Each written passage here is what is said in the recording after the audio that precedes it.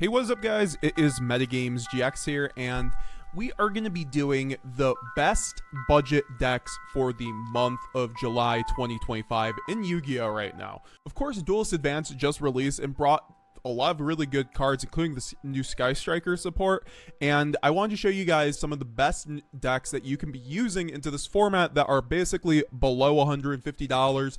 A lot of these decks are around $100 or less, but these are decks where you can get fully, a full deck that is tournament topping or even winning and compete in this current metagame. How I get these results is I look at basically the most topping decks from the last few months and look at it in an aggregate and kind of use my own personal judgment for how I know they go into the new metagame. If you guys want to see another video like this, except for rogue decks, make sure this video gets to 150 likes and we'll get into it then. So leave a comment down below what your favorite deck was after this video is done, and let's get right into it. We have this A to Z deck that actually top-aided a Hawaii regional. It's a deck that basically is the new ABC deck, if you remember the deck back in the day that used to just turbo out ABC Dragon Buster, which is of course a quick effect target banish that can tag itself out, so it's really impossible or hard to deal with unless it gets called by. So this deck has chops, right? It has win conditions, right? It can break boards, which is pretty cool because now it has the new support in the form of Union Controller and XYZ Hyper Dragon Cannon, which are pretty good cards. Also, you could potentially even run we see the Moon and the Closed Goddess, but that's mainly for the SP or the IP plays. But it's an under $100 deck for the main extra inside, and it's a unique build. So if you're looking for a unique, fun deck, I think that could still compete with some of the more top decks, you might get really have struggle into like Malice and Ryzeal. But besides that, I think the deck is quite solid. It has a game plan that, plus it has an Omni Negate behind Therion King, Regulus, and it even runs this really old card, Fortnite base, which you can special summon Union from your hand, so it's pretty cool to help you extend, so you love to see it. Next, we have Dogmatica Voiceless Voice. This deck is, of course, Voiceless Voice. We've seen it before, but this one got a top 16 at the Venezuela Nationals recently.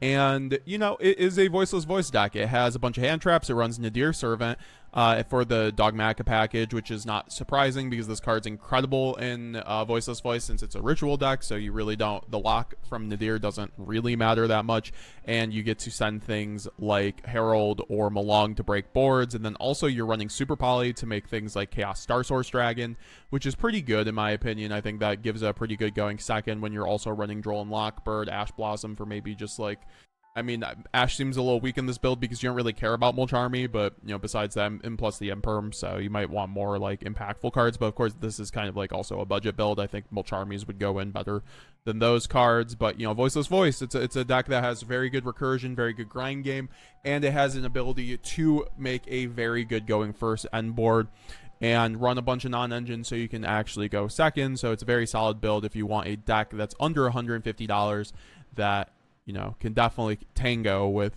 some of the better decks in the meta. Next, we have a top 32 YCS Keto Dogmatica Stun list. This is probably our cheapest deck of the whole list. It is a $50 deck, guys. If you want to go and crush and make your opponents cry at locals or even at a regional, I think this is one of the best decks that you could be doing, right? If you go first, you probably win if you win the die roll because you have so many cards in this deck that just tell your opponent they are not going to play the game. And with a lot of people just not running back row outs at the moment, even between the side deck, right? A lot of decks don't have the main decks outs besides just like SP Little Knight. So you have so many options running all the barrier statues, most of them, at least that are good, right? Right now, fire, water, and earth to prevent your opponent from summoning any of those attributes, but you also have the Gravekeeper's little engine to search out the Necro Valley. No graveyard plays, right? Even Malice cards can't banish from the graveyard at that point, so it's pretty good into, the Mitsu and the Malice matchup. Then just running a bunch of the degenerate floodgates. Actually, just the Tikaboo and Skill Drain. Thank God in TCG we don't have too many floodgates anymore. So this one's actually slightly more interactive. I won't lie, besides just the 3 Fossil Dino, right? That's funny to say interactive and stun in the same sentence. But you are running the Evenly plus Super Poly, so you can still potentially go second and blow out your opponent and then just set up your barrier statue and still win the game. For $50, this is a very solid build. Extra deck doesn't really matter too much. It's just really a means to an end, so you can just run it infinite targets for Nadir and Super Poly for that reason, and then just side into your best floodgates such as like Grave into like Mitsu. For $50, you really can't beat that.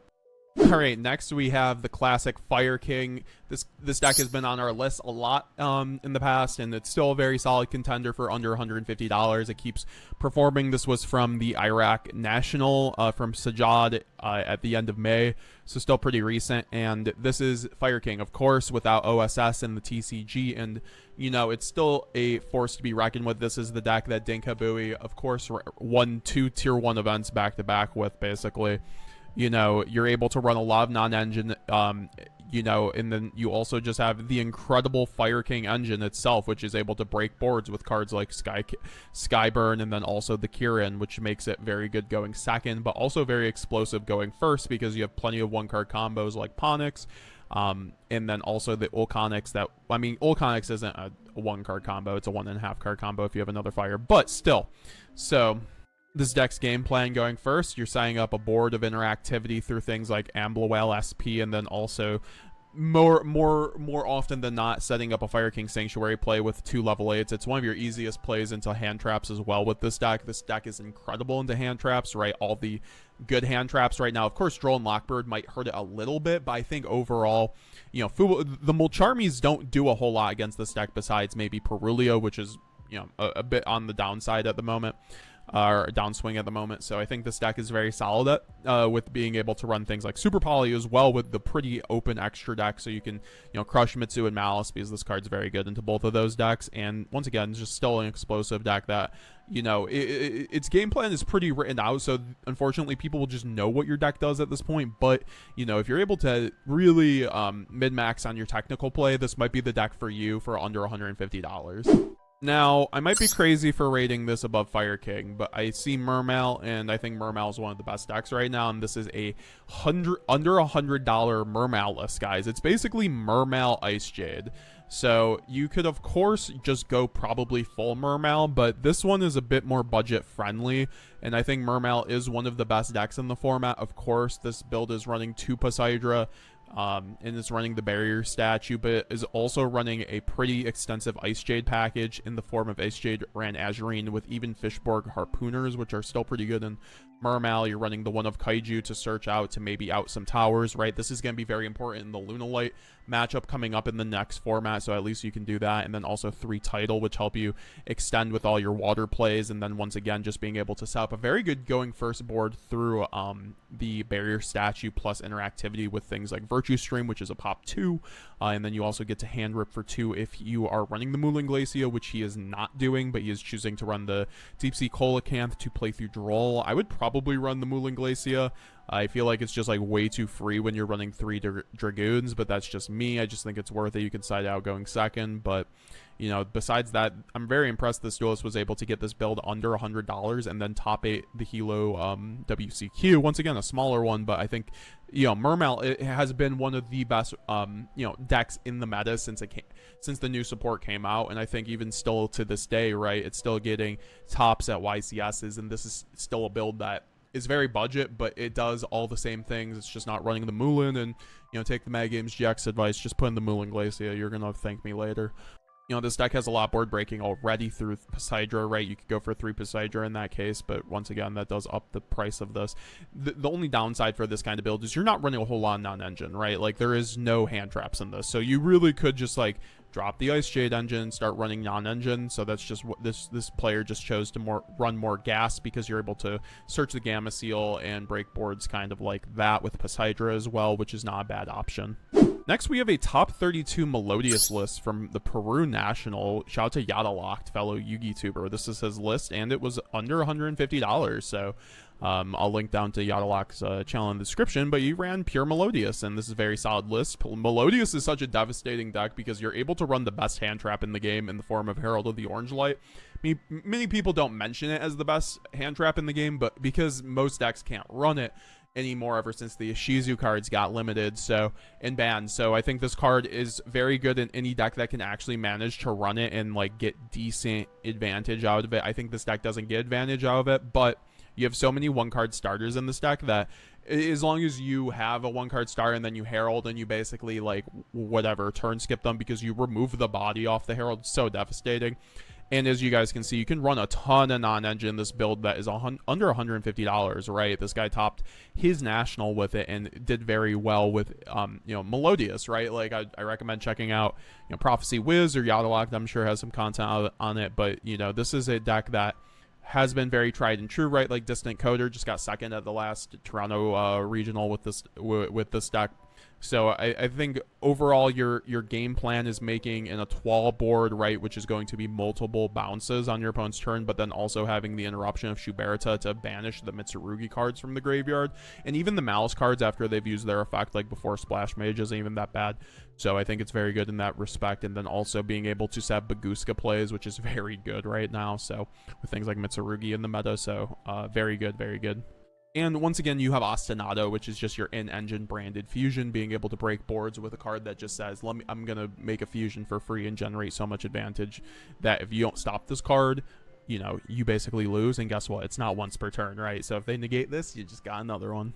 Next, we have Crystron. Shout out to Yassine, who has been really on this deck since it came out, but this is not a Yassine list. This is from Top 32 Chile Nationals, and this is under $100, guys, $88 for a Crystron, pure Crystron list, right? Like, you've seen a lot of horse Crystron out there.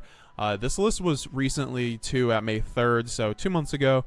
You could probably tack in a different engine, albeit, but like to stay under that $100 mark, I think this is super solid, right?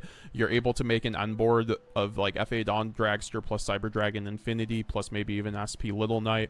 You even have the Mechaba plays to cheat it out, and then also you do have Crystron Tristeros, which is a great way to play under a lot of the hand traps in the game at the moment. So I think having, Tristeros in your pocket is just one of the reasons why this deck continues to do very well.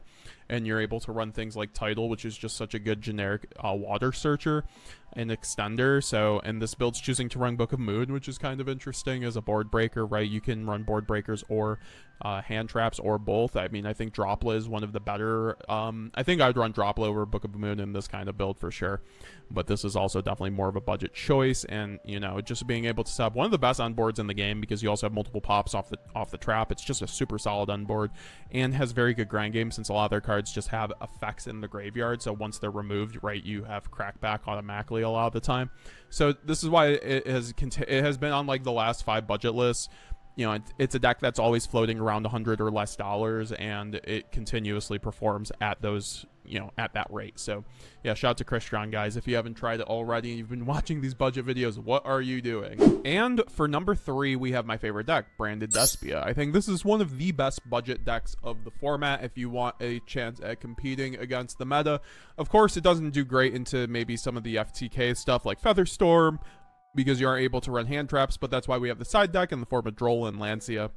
And besides that, you are probably breaking a lot of the boards in the current meta. I think that Mitsurugi has a tough time into Branded because you run a lot of Bystials, so you can just snipe their Murakama or Futsu or Kusanagi out of the graveyard and completely blow them out. And then also you're able to use one of the best boss monsters in the whole game in the form of Mirror Jade. It's a non-target banish, and it floats, destroys the board, so you can use it as a board breaker. Just shove a Mirror Jade into your opponent's board and watch it get destroyed.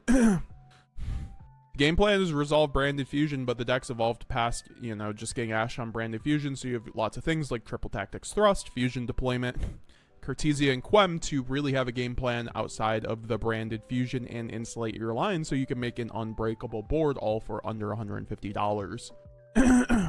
I think Malice is one of your weaker matchups, but once again, that's why you overcompensate for it in the side. I think this deck uses Fulos very well because it can draw board breakers like Super Poly and Droplet that really just blow out a lot of the meta decks at the moment. And next we have at Ignister Malice. Malice's first time being on my budget list. Congratulations, Malice. You guys are finally budget. So yeah, this is actually a list that just does not run Dominus Impulse, and now that Fulos is cheaper, I mean, this deck is pretty cheap. I mean, March Hare is going to be your most expensive card at about $17, but once you do that, I mean, the rest of the Malice cards themselves are actually pretty cheap now, which is pretty cool to see. So I think Malice is going to be a great option if you're looking for a meta budget deck now. You just won't be able to run, of course, Dominus Impulse, which is one of the best hand traps in the game, so you could always use that for your piggy bank fun. But besides that, this deck is using the MathMech engine to enable really cool plays with just Cyberus monsters to get into your big boss monsters like Allied Code Talker, which is an Omni negate, and then also, of course, the powerful White Binder plays with Terahertz as well and Firewall Dragon. So this deck is very good. It just struggles a little bit going second, but once again, you see all the non-engine, so it really doesn't struggle going second. I think it does have a little bit of an issue into multiple hand traps now that Code Talker is banned, but obviously it's still one of the top 2 decks in the format right now. So I think Malice being budget and under $150 for this build is very impressive. From a top 8 Kissimmee regional, this deck just does not lose to any single hand trap, which is like one of its biggest strengths, and you just can't break the board. It draws so many cards off its combo too. Still just such a strong deck despite all of its limitations. And here is my actual choice for the best budget deck of the format. It's Sky Striker, guys. I think Sky Striker, once these prices of Area Zero go down, if they go down, this deck will be really, really good budget. And why I put it here as the honorable first is because a lot of people are just going to have their Sky Striker cards already, right? This is one of the most popular decks across time. So all you're going to have to do is pick up some Area Zeros and a Lemnis Gate. This Lemnis Gate is pretty cheap, and then the Area Zero is quite good. So this is going to be my choice for the best budget deck of the format. Now that the new Sky Striker support is here, I think Sky Striker is going to be one of the best budget decks of the whole format. Because a lot of people already have their Sky Striker decks already. So all you're going to have to do is pick up like 2 Area Zeros and 2 Lemnis Gate, and you are off to the races. And that's under $100, right? The Area Zeros are about $30 right now, and I foresee them going down a little bit, so we'll see. But also, I do think that this deck has a lot of chops now. Area Zero is incredible. It's a pop, and it also gets you 2 bodies and enables your deck to now go first or go second in OTK with just Ray. Sky Striker was always a very good going second deck, but now it has options going first and very good ones in Area Zero, plus Lemnis Gate being an incredible removal card, and also one of the only Sky Striker cards that you can use when your extra monster zone is already occupied. So it just makes it super flexible and gives the deck a lot of chops into the new format. So I do think that Sky Striker is going to be my top budget deck of the format. It's around $150 if you do get the Area Zeros, but once again, I'm hoping it goes down and then the deck actually becomes a little bit more budget. So with that being said, guys, let me know down below what your favorite deck was, and leave a like and subscribe today if you haven't already. We are on the road to 20,000 subscribers. I do appreciate it. Check out my links down below, my website where you can pick up my Yu-Gi-Oh spreadsheet, all that fun stuff, and follow me on Twitter, join my Discord. And with that being said, I love you guys. Stay safe. See you guys later.